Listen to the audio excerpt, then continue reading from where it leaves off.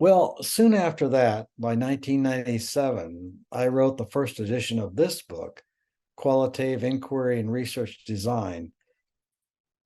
It's currently in its fourth edition, but we're rapidly finishing the edition for the fifth edition. I've added the co-author Cheryl Poth to this book, and she's out of the University of Alberta and a very good qualitative researcher. What I saw when I started working on this book about the mid 1990s was that qualitative research was not just one approach. There were several approaches to qualitative research.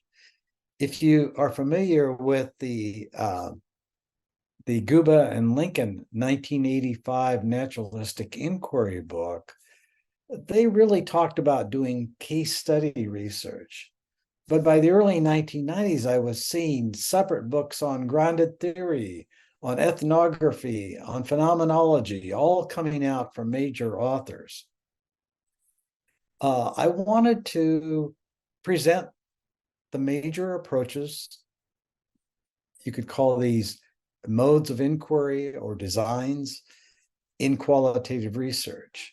And I chose for this book narrative, phenomenology, grounded theory, ethnography, and case studies. I felt that those were the 5 approaches that were most often used by qualitative researchers. And I also had encouragement from Sage, my editor at Sage, to select those 5. Certainly, since that first publication in 1997, there are more qualitative approaches today that could be included. Participatory action research, discourse analysis are a couple that come to mind. But I've stayed with these 5 because I think they are really central to conducting qualitative research. I wrote this with the idea that this would not be an introductory book, more of an intermediate book. After a person learned the basics of qualitative research, then they would move on to these discipline-based analytic approaches such as narrative, phenomenology, grounded theory. But over time, people have started using this book as an introductory book.